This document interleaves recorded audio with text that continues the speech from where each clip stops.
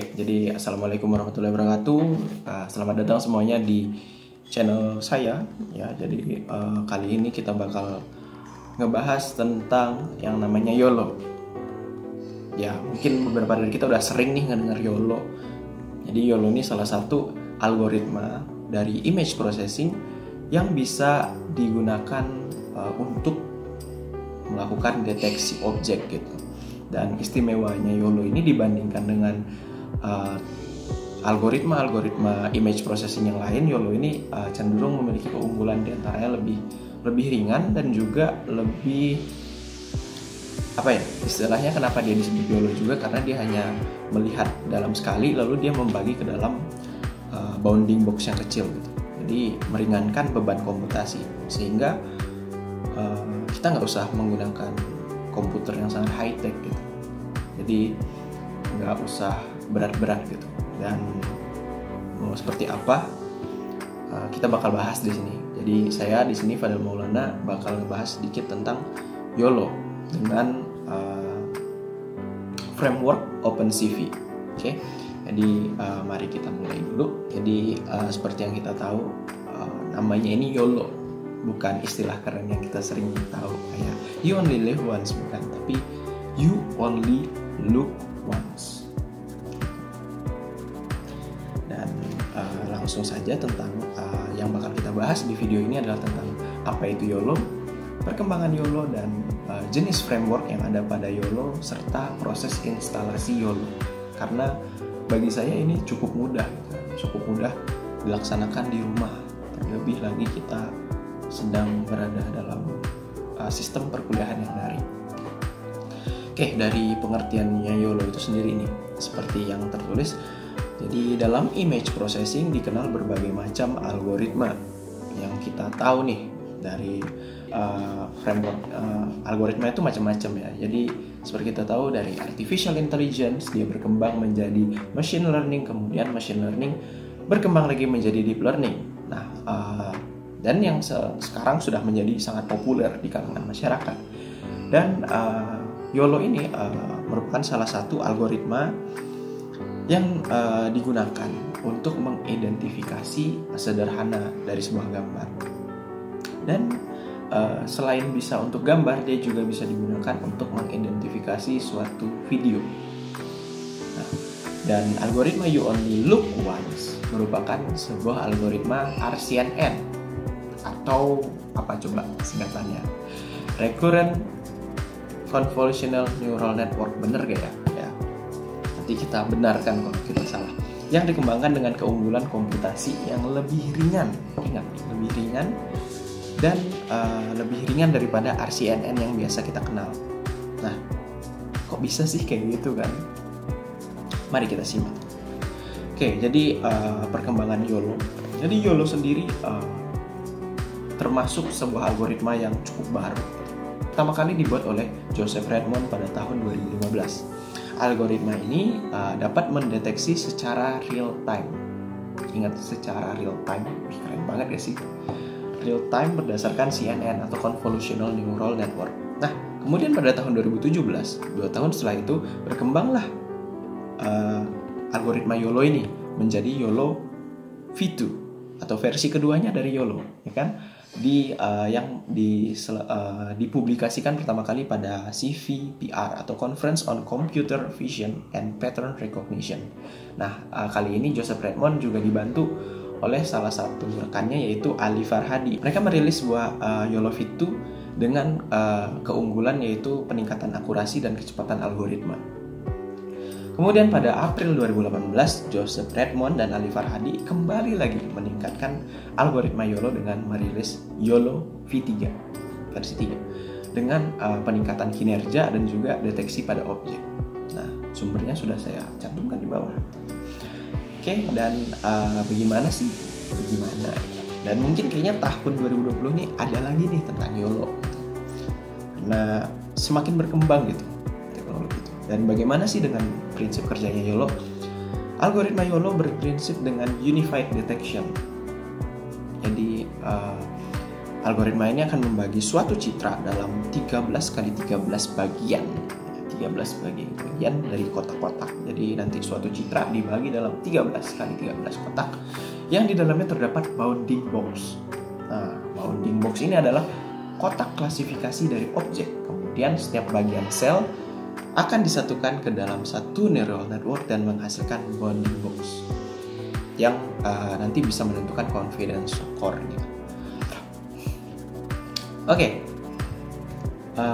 Nah, dan dalam YOLO ini terbagi dalam 3 jenis framework yang dikembangkan oleh oleh Joseph Raymond dan Ali Farhadi.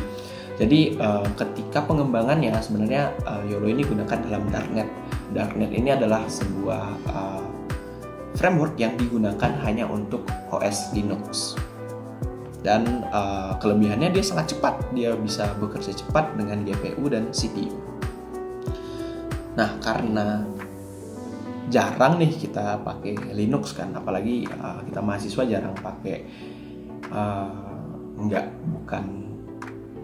apalagi kita sebagai mahasiswa bukan hanya mempelajari tentang image processing, kita masih menggunakan kadang OS Windows kan. Jadi dibuatlah OS untuk Windows, yaitu Darkflow. Nah, Darkflow ini memiliki kelebihan yaitu cepat, dapat bekerja dengan GPU dan CPU, dan kompatibel dengan Linux, Windows, dan Mac, dan banyak digunakan oleh orang-orang yang ingin mendalami tentang image processing. Tapi pemasangannya itu rumit, terutama untuk Windows gitu. Apalagi buat teman-teman yang mungkin pernah menginstal yang namanya Eclipse gitu. Ada tentang kita harus install tentang environment-nya, terus SDK dan segala macamnya gitu. Buat kalian yang kurang familiar dengan hal itu pasti akan merasa sulit. Nah, terus gimana Del kalau misalkan untuk orang yang cuma pengen belajar atau nyoba-nyoba doang gitu, buat ngeliat nih kayak gimana? Nah, kita punya solusinya gitu. Ada solusinya yang dibuat oleh para orang-orang di internet, yaitu OpenCV. Jadi OpenCV ini singkatan dari Open Computer Vision. Dia memiliki kelebihan gitu. Dia bisa bekerja menggunakan algoritma YOLO tanpa perlu menginstal apapun yang ribet-ribet, kecuali OpenCV ya. Dan OpenCV ini memiliki kekurangan tentunya karena dia sangat gampang dan hanya menggunakan OpenCV, dia hanya bisa bekerja dengan CPU, sehingga tidak bisa mendapatkan kecepatan yang sangat tinggi untuk memproses video secara real time. Nanti bakal saya kasih lihat nih kayak gimana sih, selambat apa gitu. Padahal dengan spesifikasi prosesor Core i5 10th generation, mari kita lihat selambat apa gitu. Kemudian proses instalasi YOLO dengan OpenCV memiliki proses instalasi yang sangat mudah, tapi tidak cocok nih untuk deteksi real time. Jadi kalau misalkan kalian mau mengembangkan ide-ide research atau misalkan bikin PKM dari YOLO menggunakan OpenCV, sangat tidak disarankan. Tapi kalau untuk belajar boleh lah ya. Jadi pertama persiapkan PyCharm dan juga library NumPy dan OpenCV. Jadi nanti kalian download dulu di project interpretation-nya itu NumPy dan OpenCV. Terus siapkan 3 jenis file. Jadi kalian bikin folder yaitu CFG, configuration, weight, name, and configuration, weight, sama name files. Jadi kayaknya perlu dilihatin kan. Jadi kayak gini nih. Jadi ada 4 ya. PyCharm dengan library NumPy, CO, dan OpenCV. Jadi persiapkan PyCharm dan juga library NumPy dan OpenCV. Yang kedua adalah siapkan 3 jenis file. Juga jalankan Python. Terus ya tinggal kopas codingnya karena kita belajar kan. Kecuali Anda ingin melakukan research, jadi Anda harus mengcoding sendiri. Terus amati dan rasakan keunggulannya ya, rasakan. Oke, jadi sekarang kita buka dulu PyCharm. Jadi seperti yang tadi saya bilang, siapkan file CFG configuration-nya. Jadi nanti di dalamnya nanti ada CFG. Di sini ada algoritma untuk YOLO dan YOLO yang tiny. Untuk apa tiny nanti dijelaskan. Terus ada ini weight. Biasalah ya kalau kita ngomongin tentang artificial intelligence, ada weight untuk menentukan skala kepentingan ya. Ada weight yang ketiga sama yang buat yang tiny. Terus ada P. Ini folder name files tadi, jadi saya kasih nama pic sebagai picture. Dan di sini kita akan menganalisis 1, 2, 3, 4, 5, 6, 7. Ada 7 gambar yang akan kita analisis dan juga nanti video. Jadi oke, teman-teman, sedikit info jadi baru-baru ini PyCharm itu merilis PyCharm terbaru dan juga Python terbaru, yaitu versi 3.8 dan juga PyCharm versi 2020 untuk bulan Mei ya. Tapi ternyata jauh lebih nge-lag gitu ya, ibaratnya waktu ngebukanya aja nih lebih lama gitu, kayak membuka MATLAB jatuhnya. Oke, jadi kita mulai dari YOLO. Jadi di sini aku ngambil sumber codingnya dari PySource itu, dan juga dapat referensi dari video tutorialnya teman saya Fasoli. Jadi pertama kita harus mengimport dulu, seperti biasa ya, import untuk NumPy dan juga CV, OpenCV-nya ya. Kemudian di sini kita akan meload si YOLO-nya ini. Jadi di sini pakai DNN, jangan lupa dimasukkan weight-nya. Weight yaitu di dalam folder weight, yaitu YOLO v3 weights dan YOLO v3 CFG. Nah, kemudian kita membuka Coconames, dan di sini adalah untuk proses YOLO-nya. Lalu kita buka folder pic atau gambar-gambarnya, kita masukinlah dalam folder pic tuh ada file apa, misalkan gambar 5. Kalau gambar 5 di sini yang mana ya? Gambar 5 itu yang ini, yang gambar ini, dia dimensinya 4. Oke, jadi kita lihat dulu ya spesifikasi gambarnya. Ini size-nya 3 MB, 3,5 MB, dan ini diambil langsung dari kamera handphone saya, yaitu Samsung A8 dengan mana dia? Resolusi. Oke, ini resolusinya 4608 x 3072 gitu. Ya, bisa dibilang ini gede banget ya, karena size-nya juga 3 MB. Dan ya, mari kita coba. Nah, dan sebelumnya kita juga bisa nge-resize gambarnya kalau misalkan gambarnya kegedean. Nah, sekarang kita tunjukin kalau gambarnya belum di-resize, oke? Dan ini adalah algoritma untuk deteksi objeknya gitu. Jadi di sini nanti bakal dibagi ya untuk deteksi objeknya, dan juga di sini ada informasi yang ditunjukkan di dalam layarnya nanti gitu. Oke, untuk si bounding box-nya gitu. Jadi ini ada boxes dan ya bakal ada deteksi. Nanti bakal di print. Oke. Nah, dan ini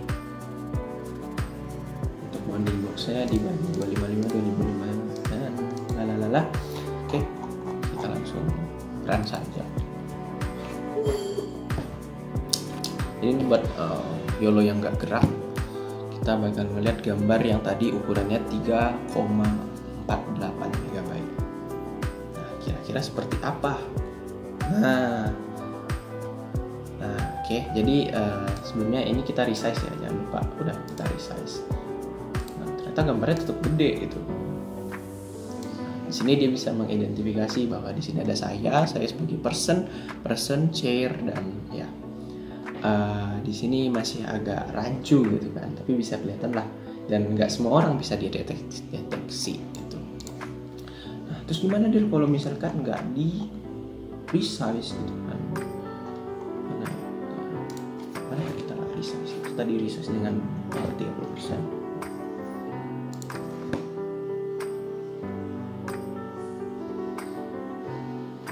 Setelah tidak di resize, maka akan keluar seperti ini.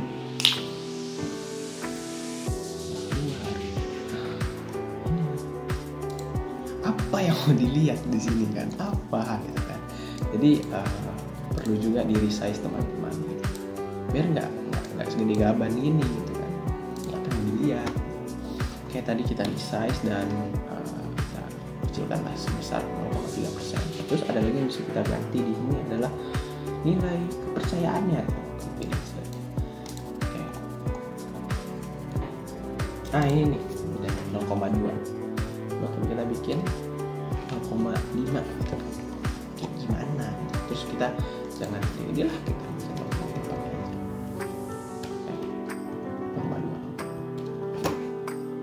Bisa menjadi 0,2. Seperti apa bentuknya? Ya, kurang lebih kayak gini sih ya. Dan dia masih belum bisa mendeteksi orang lebih banyak gitu. Dan di sini kayak ini salah deteksi gitu. Kayak chairnya juga bertabrakan gitu.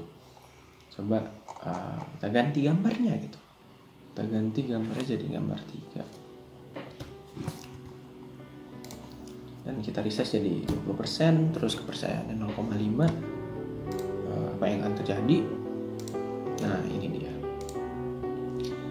Kecilan ya. Oke, jadi di sini dia bisa laptop.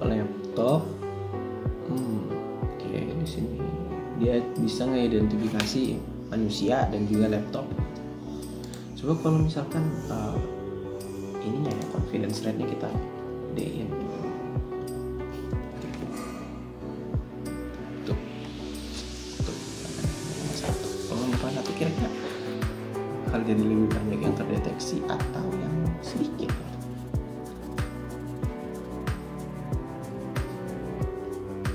Nah, sama aja ternyata ya. So, kalau misalkan kita ekstrim gitu jadi 1, kayaknya makin nggak ada sih.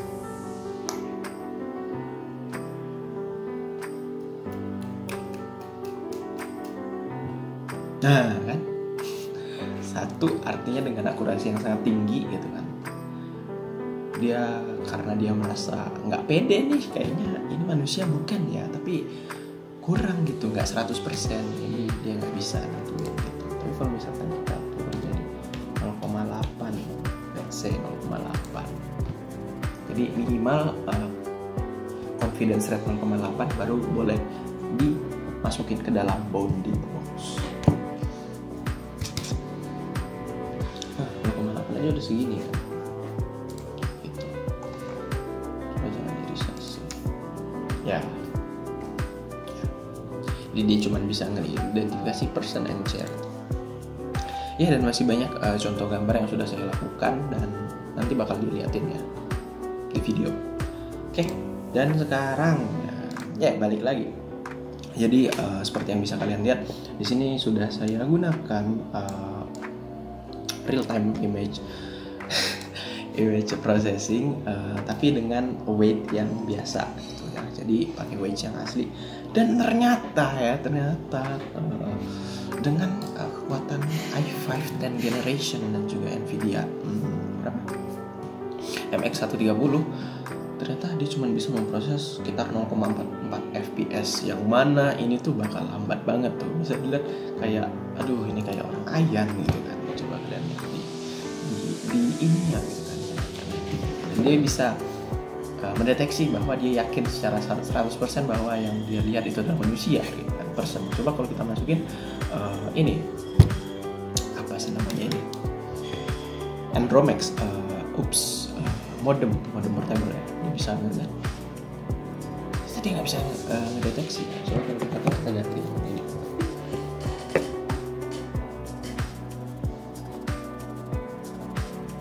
Ini nggak bisa dideteksi juga kan? Jadi ini sih kekurangannya si OpenCV gitu. Jadi dia nggak bisa bakal lambat banget sih, karena dia cuma pakai CPU. Kita nggak tahu GPU-nya nggak kepake gitu, karena dia pakai CPU. Jadi karena sudahi sajalah 0,47 ini, kita pakai yang TinyWin. Oke, jadi kalau misalkan Tiny, ya. Ini harus di-download lagi ya, jangan kalian tambahin aja mentang-mentang namanya Tiny, kalian tambahin aja, terus download di GitHub atau di PySource gitu. Dan kayak gimana sih bentukannya gitu ya, kaskan. Terus yang keduanya, nah ini dia memberikan hasil yang lebih baik gitu. Kita dapat hasil 4, 5 gitu. Dan dibandingkan nih 0,44 gila ya. Nah tapi untuk keyakinannya bahwa yang dilihat adalah person itu nggak setinggi yang weight yang biasa gitu ini. Dan bisa nggak dia mendeteksi ini? Ayo, apa coba ini? Nggak bisa. Biasanya bisa gitu kan. Tuh tadi. Ayo, deteksi ini bro, deteksi ini. Nggak bisa dideteksi kan? Deteksi. Bisa nggak ya? Bisa juga. Ayo, tadi kelihatan kayak ada cellphone kan. Coba kalau misalkan HP beneran yang kita masukin. Nggak terdeteksi juga. Nah, ini nih cellphone ya, jadi ya ini lagi recording gitu, lagi recording dan kayak orang vlogger aja dia nggak bisa gitu. Cuman tenang, bukan berarti ini gagal. Jadi sebelumnya saya juga udah nge-record ini, nyobain YOLO ini sebelumnya, dan dia juga bisa nge-identify sebuah makanan itu kayak gimana, nanti saya lihatin. Kayak gitu aja tentang YOLO. Dan sebenarnya masih banyak sih yang bisa kita identifikasi gitu. Jadi kalau misalkan di internet tuh ada yang ngomongin tentang pakai TensorFlow, ada yang ngomongin tentang pakai ya tadi Darkflow dan sebagainya gitu, dan hasilnya pun akan lebih baik gitu dan lebih memuaskan untuk daripada kita cuma pakai PyCharm dan juga OpenCV. Jadi buat teman-teman yang punya waktu luang, mending nih dicoba bikin pakai Darkflow atau pakai TensorFlow gitu. Dan saya juga lagi berusaha ngebikin itu, dan hopefully bisa kelar lah ya. Dan nanti kalau misalnya udah jadi bakal diupload langsung gitu ya. Dan buat yang merasa apaan sih Fadel ini kebanyakan ngomong, kurang eksplanasi tentang coding dan sebagainya, ya tenang, kita bisa belajar. Nanti bakal saya ajarin, bukan saya ajarin sih, karena aku ini masih mahasiswa, nanti bakal dijelasin dari perspektifnya gitu ya. But I'm so open for discussion. Jadi kalau misalkan ada yang merasa kurang pas dari ucapan atau yang kurang serak, feel free to comment di bawah atau langsung kita diskusi lewat Line atau Instagram gitu. Udah, makasih, semoga bermanfaat, dan semoga setelah selesai nasi ini aku bisa memberikan tutorial yang lebih bermanfaat lagi dan lebih berkualitas. Terima kasih. Assalamualaikum warahmatullahi wabarakatuh.